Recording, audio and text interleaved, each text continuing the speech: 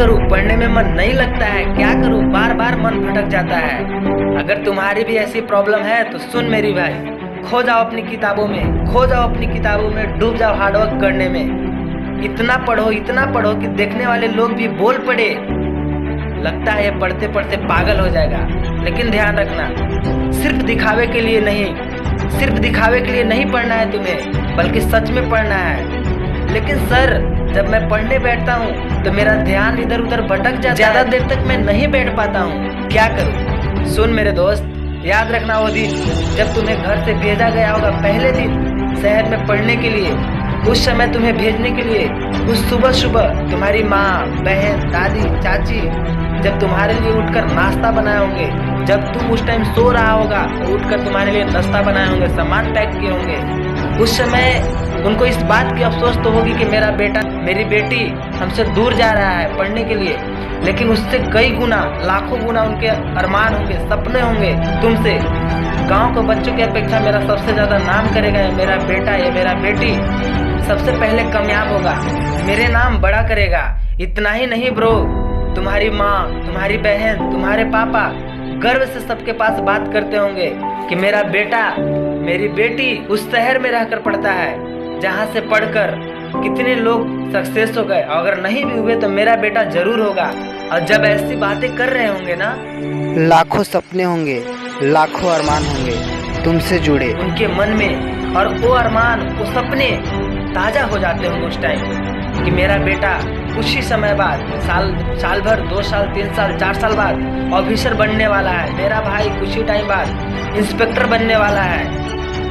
और तुम कहते हो कि पढ़ने में मन नहीं लगता है। अरे इमेजिन करो, जब मम्मी पापा तुम्हारे लिए तुमसे बोलने पर कि माँ, पापा खर्चा खत्म हो गया है, भेज दीजिए, क्या पता उस समय उनके पास पैसा हो ना हो, लेकिन तुम्हें वो मना नहीं करते हैं कि मेरे पास पैसा नहीं है, बल्कि उसी खुशी के साथ बोलते हैं कि बेटा 1 दिन 2 दिन रुक जाओ, हम तुम्हें भेज दे रहे हैं। चाहे वो जहाँ से भी भेजते हैं, काम करके देते हैं या फिर किसी से उधार लेकर देते हैं, लेकिन तुम्हें मना नहीं करते हैं। उनको खुद नया कपड़े सालों हो जाता है, सालों बीत जाता है, लेकिन तुम्हारे लिए जब तुम कहते हो वो खरीद देते हैं, चाहे जैसे भी होता है, ताकि मेरे बेटे को पढ़ने में दिक्कत ना हो, मेरे बेटा को, मेरे बेटी को ये फील ना हो कि हम गरीब बाप के बेटा है। तुम्हारे लिए वो हर चीज की पूर्ति करते हैं जो तुम्हें चाहिए। इतना ही नहीं, खुद नमक चावल खाकर, खुद दिक्कत सहकर, और तुम्हारे लिए पैसे बचा कर रखते हैं कि अगले महीने में मेरे बेटा का खर्चा टाइम पे पहुंचना चाहिए, ताकि उसको रूम मालकिन कुछ ना बोले, उसको खाने पीने में दिक्कत ना हो। और सारा चीज का रीजन क्या है? मेरा बेटा पढ़ाई कर रहा है, स्टडी कर रहा है, और तुम बोलते हो पढ़ने में मन नहीं लगता है। तुम इतने छोटे तो नहीं हो कि उनकी हालात, मजबूरियों को समझ ना पा रहे हो।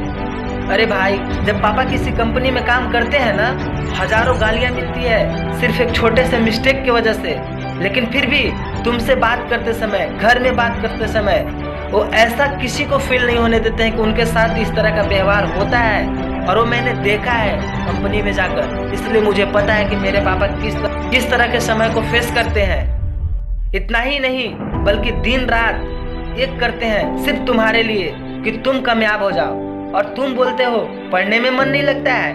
और एक बात याद रखना, जब भी पढ़ने में मन न लगे तो उस माँ पापा के मुखड़े को याद करना, उनकी आंखों के सपने को इमेजिन करना ब्रो।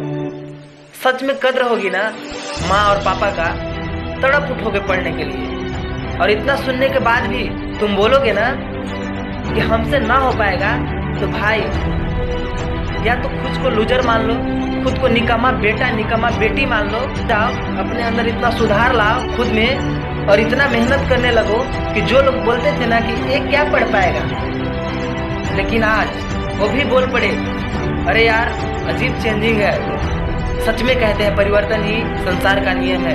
इस लड़के को देखो जिसको हम लोग बोलते थे कि क्या पढ़ पाएगा, ये पढ़ रहा है और हम सबसे अच्छा पढ़ रहा है। अब कुछ दिन बाद बोले कि मैं इसी के जैसा पढ़ूंगा। जो लोग तुम्हें ताना मारते थे, ऐसा पढ़ो, कहते हैं ना, काम ऐसा करो कि नाम हो जाए, काम ऐसा करो कि नाम हो जाए, नाम ऐसा करो कि सुनते ही काम हो जाए। और हार्डवर्क करना अभी से ही स्टार्ट कर दो। और इतना सुनने के बाद अगर खुद में बदलाव आ गई हो ना, तो सच में मेहनत करना स्टार्ट कर दो, और एक और मेहनत करके एहसान कर दो उन लोगों के ऊपर जिनको इस वीडियो की ज़रूरत है। इतना शेयर करो कि तुम्हारी एक शेयर करने की वजह से किसी की लाइफ में चेंजिंग आ जाए और वो बोल पड़े सक्सेस होने के बाद कि भाई तुम्हारे वजह से, तुम्हारी एक वीडियो भेजने की वजह से आज मैं पढ़ पाया और यहाँ तक पहुँच पाया। और तुमने अभी तक वीडियो को सुना, थैंक यू तुम्हें दिल से, और मुझे विश्वास है तुम जरूर करोगे। और ऐसे ही वीडियो पाने के लिए चैनल को सब्सक्राइब करो, और ज़रूर करो भाई, क्योंकि मुझे भी मेहनत लगती है। और मैं अगर तुम्हारे लिए इतना कर रहा हूँ तो तुम भी मेरे लिए इतना सपोर्ट कर दो कि चैनल को सब्सक्राइब कर दो, और हमेशा मोटिवेट रहने के लिए सुनते रहो this is self study. Thank you, जय हिंद।